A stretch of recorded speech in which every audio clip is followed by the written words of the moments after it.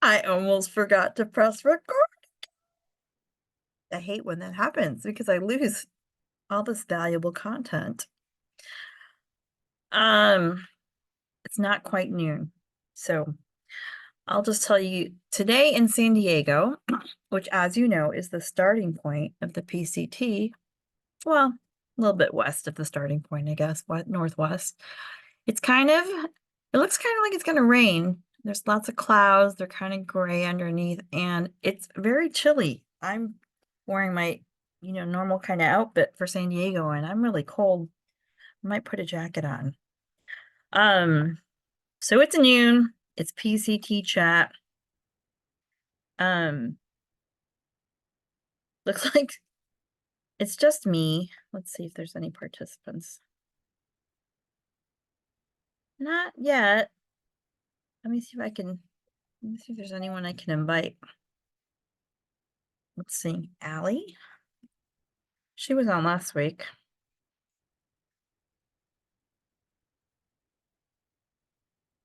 No, that doesn't work. Hmm. Well, it's okay. I got stuff we can talk about. Um, hiking season. I've seen some people that have started hiking actually.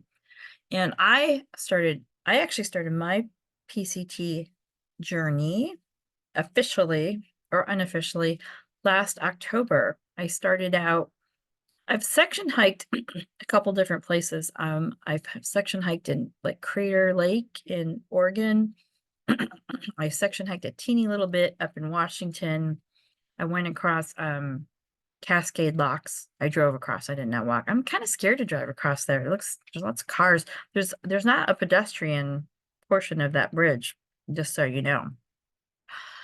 And I've section hiked some different places in California, but I wanted to see if I could do the first few days of the hike. It's supposed to be kind of hard. And you know what? It is kind of hard. You're like on the first day, you are climbing mountains, like a little bit intimidating. There is also a lack of water, um, especially as it warms up. I was lucky because there was water at I think it was mile 7, there was a creek. It was sort of a stagnant creek, and it was the first time I'd ever pulled and filtered water with my Sawyer, which didn't work, by the way. They dry out. I did not know that. So it didn't work, but luckily I was hiking with a partner who had his filter. He let me use it, and this water had like green stuff growing in it, moss, I guess, or let's hope it wasn't mold. Moss sounds nicer. But it tasted amazing. The water tasted amazing. Even with it, I carry like electrolytes, to put in there and some crystal light to mix it up. But it's the water tasted great. So those Sawyer filters really work. I just bought another, I think it's called like True Life or something. I bought it off Amazon to kind of put in my day hiking backpack, just in case. Which I haven't tried that one out either. But Sawyer is that's pretty much what you see on the trail. Everybody knows Sawyer, everybody uses Sawyer. Everybody has a Sawyer. Do not let them freeze. You got to sleep with your Sawyer. You shake out as much water as possible. And I've heard you should put it in a Ziploc to keep it, I guess, to keep it moist, right? When it's in the bag with you. I just read this somewhere and I haven't been doing this, but I think it sounds like a good idea. Is to go ahead and put your electronics in a Ziploc bag also, because when they're in your sleeping bag, you are exuding moisture from your body and from, I guess, I think you're okay if you don't put your face into your sleeping bag, but some people sleep that way and then that puts moisture into your bag. So you really shouldn't sleep with your face in your sleeping bag. If you're cold, I carry this really, really lightweight. It's like I think it's made out of silk. And somebody mailed it to my house, I think on Amazon. I don't know who, but it's like kind of an ugly color. I don't have it handy, but it's like this. It's lighter weight than this, and I put that over my face. And I get that warmth. Like it's for as lightweight as it is, it's very warm. I would recommend picking something like that up for your pack because, like I said, it's really light and you can use it in a lot of different ways, which you want to do that with all your stuff. The PCT is have multiple uses for your gear. Um, you can use it probably to keep bugs. There's a lot of bugs. You could use it for that. You could use it, I think, like as a if you broke your arm, God forbid, you could probably use it to like use it as a sling because I think it is like actual made out of silk. So it's very strong. So highly recommend. And I can't imagine they cost like I'm sure it came from China and I don't advocate buying stuff from China, but you hike your own hike, right? Um, so that's one thing we're thinking about. Oh, so the first 3 days. So it took me, I'm a slow hiker. I'm a fat hiker.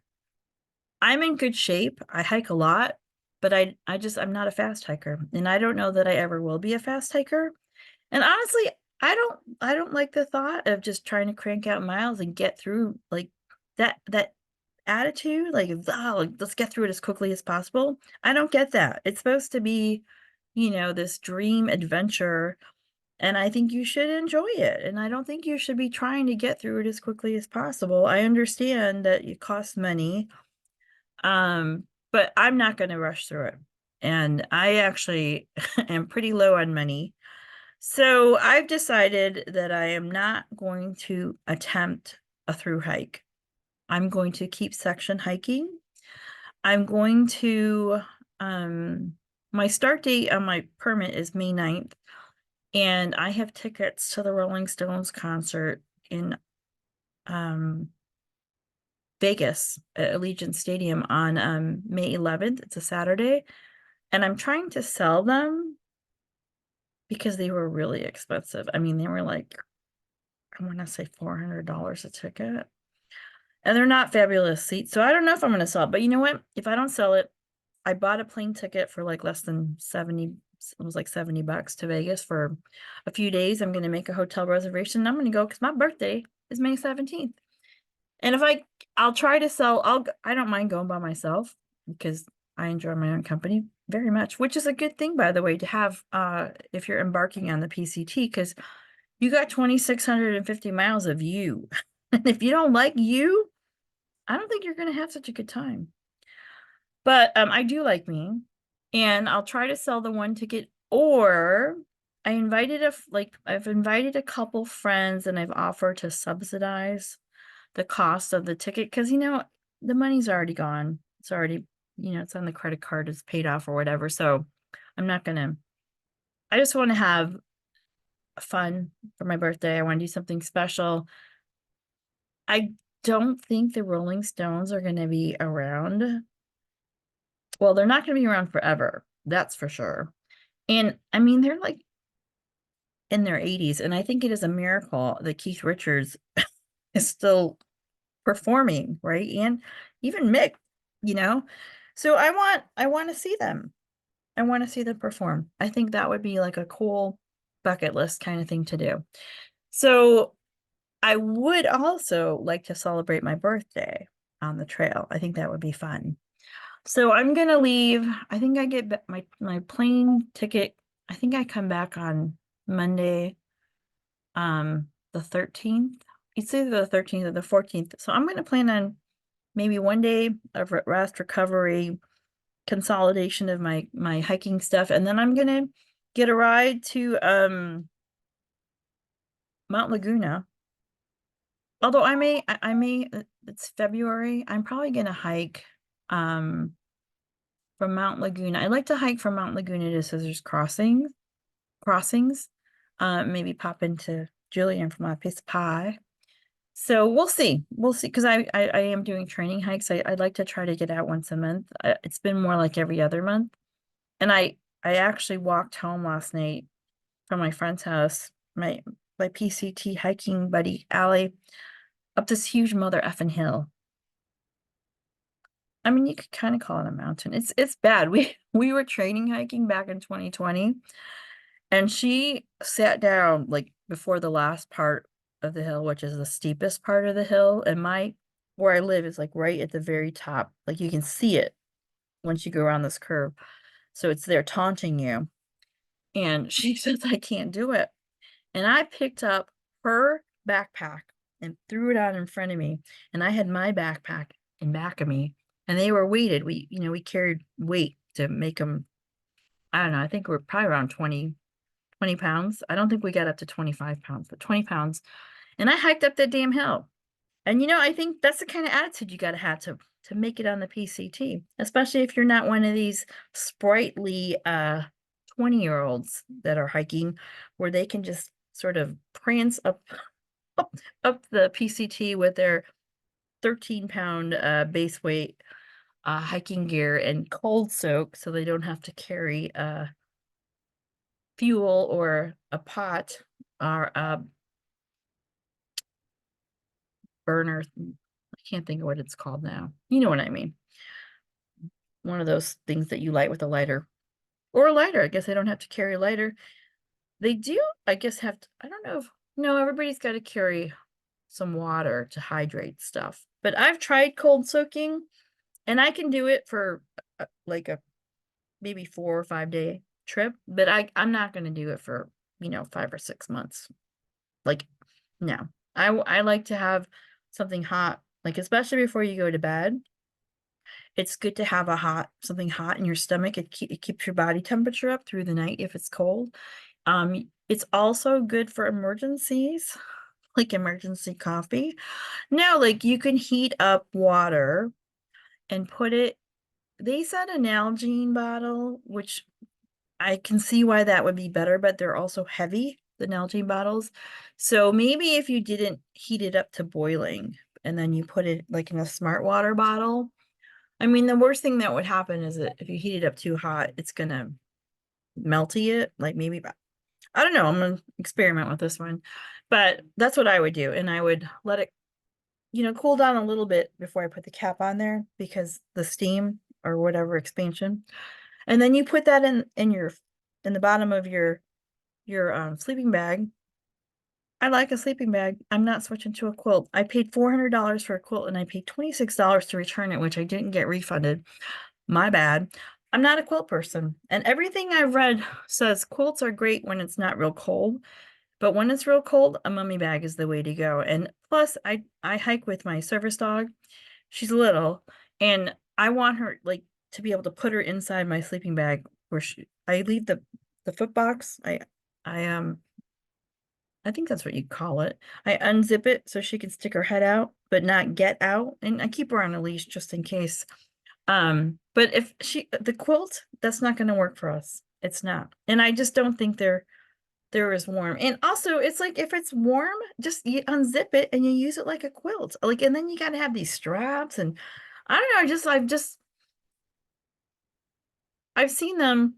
I guess I've never used one, okay? I'll admit that. But I decided I bought it, I had it, I didn't unwrap it because I didn't want to try to get it back in the box. And then they said they might not give you a full refund if you mess with it. So I just don't think it's for me. And I bought a sleeping bag from REI. It's the REI brand. It's a 15 degree, and I have never been freezy in it. I don't think so, not one time.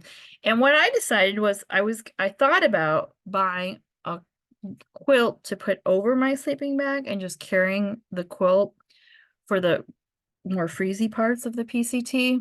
And then I thought, well, wait a minute, like, what if I just wore warmer night clothes, right? And I kind of did some research and that it makes sense because the quilt, you still got to keep it on you. And you know how all the stuff slides around, like when you move around at night. Plus, I cowboy camp, so wind can blow. I mean, I could strap the quilt down, but no, I have a hat, a warm hat. I have, I wear my puffy to sleep in if it's real cold. And I bought some, like a puffy pair of pants and a puffy pair of socks. Like they're like booty socks. And I bet you I won't be cold. I mean, the coldest I've slept in, it was definitely freezing, below freezing, because the water was frozen in the morning and there was frost all over everything. Yep, the water was not frozen solid though. Hey, that's something to think about too. If you're somewhere freezy and you don't want frozen water in the morning, because what are you gonna drink? What are you gonna brush your teeth with? You better stick that fucking that water bottle in your bed with you, in your and and there's something to think about too. You don't want to put a cold water bottle in there. So that's where maybe heating up some of that water with your jet boil. I don't have jet boil. I have the other one that's the pocket rocket, right? With your pocket rocket and some fuel. And everybody seems to really get all worked up about the fuel. Hey, you know what? When it starts feeling light, just put it in a hiker box and they're not that expensive. It's not worth running out of fuel. Like I've seen people, they have like a chart and they keep trying, they did experiments, like no, that's overthinking it. If you can tell when it starts to, that feels a little light, then replace it at the next your next resupply. I'm sure all hiker towns have resupply, and if worse comes to worse, I think someone might let you borrow, someone on the trail might let you borrow their fuel to heat your shit up, if it's, like an emergency. So there's that. The other thing I would like to say is that I think every hiker should have a Garmin, or every hiking group, maybe, but even I think it's important to have your own always with you, even when you go potty, because you would be surprised when you go potty and you try to get sort of the 200, I think it's feet, I don't think it's yards, the 200 feet away from the campsite in the dark, you can get kind of turned around, and it would be awful to fall off a cliff and not have any way to get help, wouldn't it? So always take your Garmin with you, always. I don't care if you're going to a porta potty, take the damn thing with, don't drop it in the porta potty. That happened. Some lady dropped her cell phone in the porta potty. Not a I don't think it was a porta potty. I think it was just a pit toilet it was at some national park or some park, state park or whatever. Climbed down in there to get her phone. It got stuck. Dude, no, just don't put your phone when you go potty, take your phone out of your back pocket. Okay, take it out of your pockets and set it down where the toilet paper is.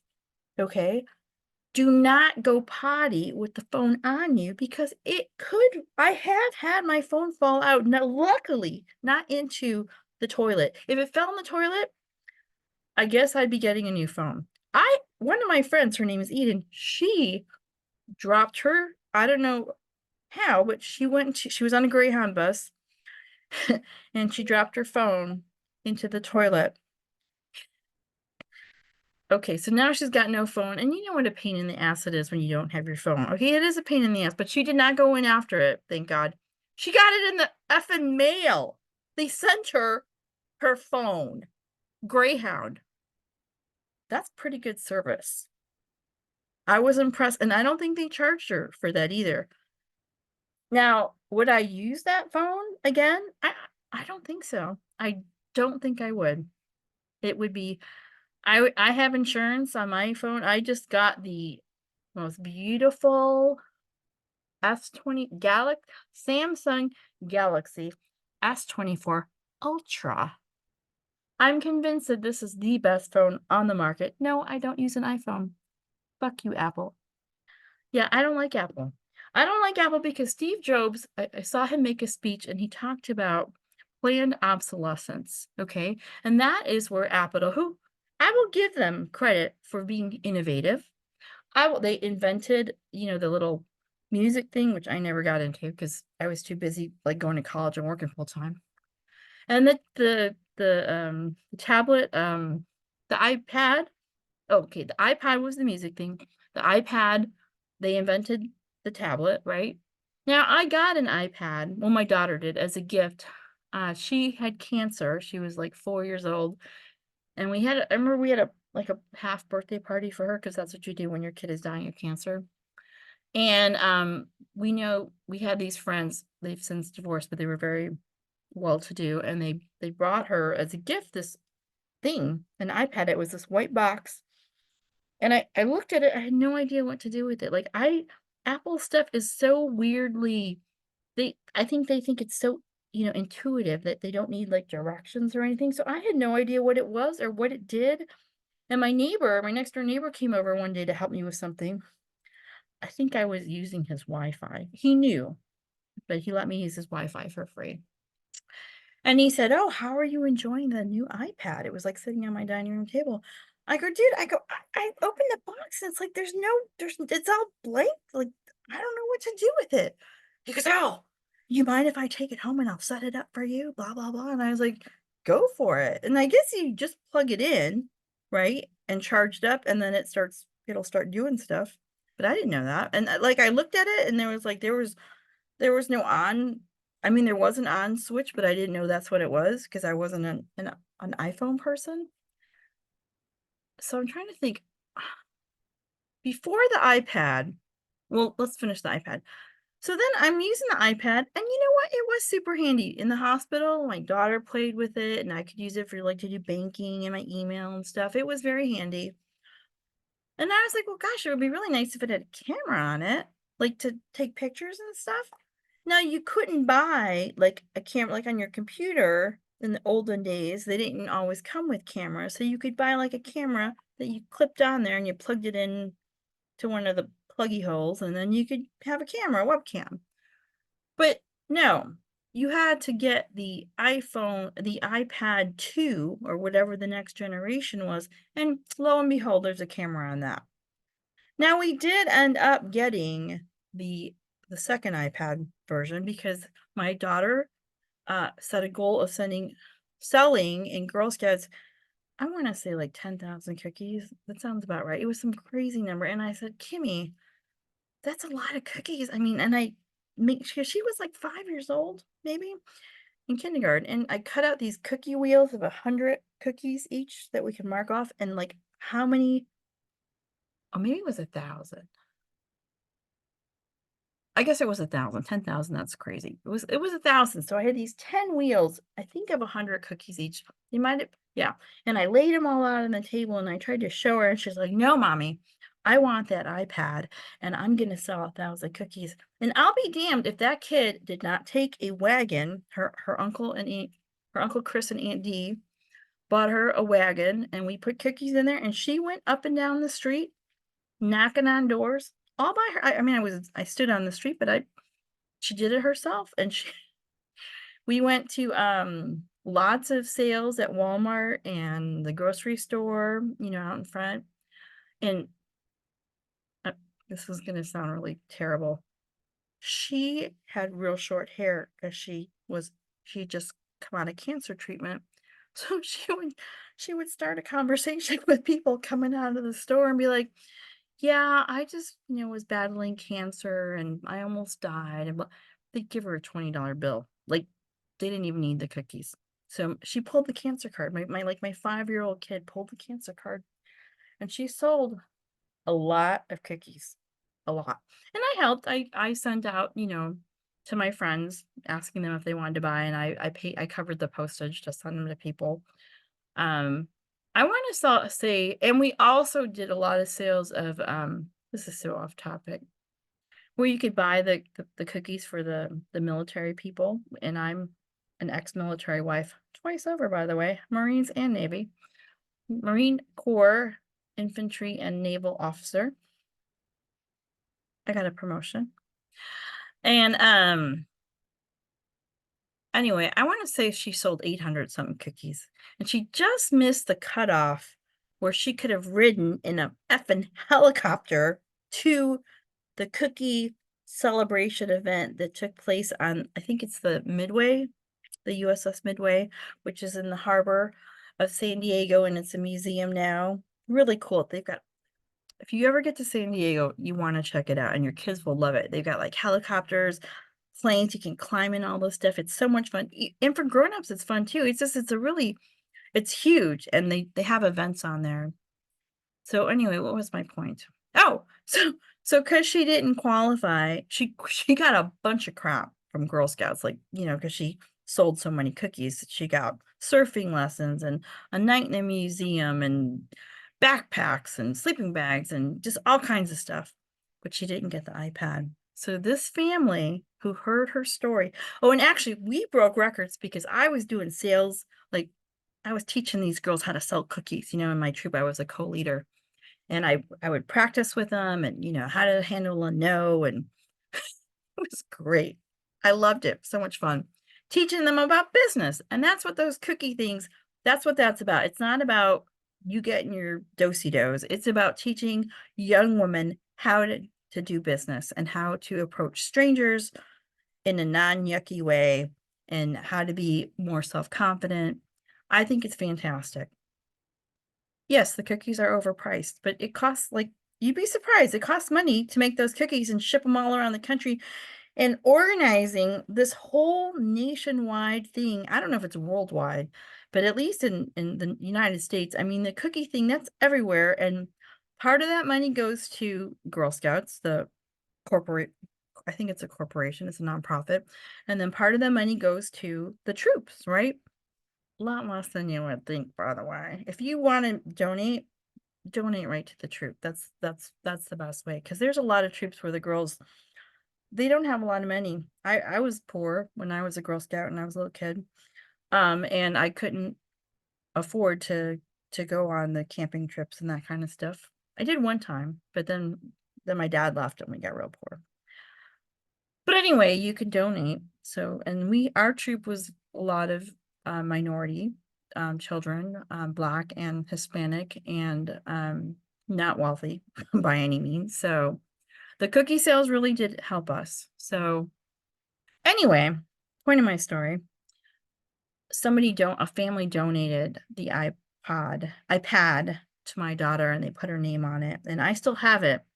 And you know what? It don't do much anymore, because this was probably in 2011 or 2012. So that thing is 12 years old, but I'm not going to get rid of it. It has my daughter's name on it. She passed away. Maybe I didn't mention that, in 2019, when she was 12 and a half years old. So anyway, that's my point. And then I got her an iPhone when she was about 6. I think she was 6 or 7. And so I tried to do the iPhone thing, and I liked some of it. I liked the way all your music at the time was coordinated, like on your iPhone and your iPad and your computer. Like you didn't even have to have the Apple thing, an Apple product. It worked on my laptop. And then, for all that kind of stuff. But then I didn't like that you had to, like, everything, you had to have your Apple ID. Like even now I have Apple TV because I want to watch some of the Apple shows. And you got to have an Apple ID, and you got to have this, and it was weird when it asked for my Apple ID. I haven't used my Apple ID for probably 12 years. So I had to call Apple to be able to get back into the system to be able to watch Apple TV, which is a good product. I think that's a good product. And I think it's priced fairly. I do think most Apple products are overpriced. And I tried many years ago, when computers were a new thing, because I am that old. I tried using an Apple and I did not like it as much as a PC. I'm a Word perfect person. That's what I grew up on. And switching over to Word was very hard. And I'll tell you what, I was an attorney when this was happening, and it was hell, because all of our clients used Word, and we in the legal industry used Word Perfect, and everything had to be converted, and then all the numbering would get effed up. And I think they finally have switched over. I don't even know if Word Perfect is still a product anymore. I haven't heard of it in a long time, but that, Word Perfect used to be the shit, right? But hey, things change. You got to adapt. Another lesson you'll learn on the PCT. You got to be adaptable. You got to be resilient. Helps to have some imagination and problem solving. You got to be bold, right? You're going to meet strangers. Like, what are you going to do if you're camping in a little campsite and somebody snores really loud? You know what you're going to do? You're going to pull out your goddamn earplugs, because you don't ever go anywhere in life without earplugs. Earplugs will save you, because getting a good night's of sleep is the most important thing you should think about every single day. And especially on the trail when you're hiking, 10 miles minimum a day, up to God knows how many. I know it depends on the terrain and stuff, but circle around, I hike about a mile an hour on average. So I can do a 10-mile day, right?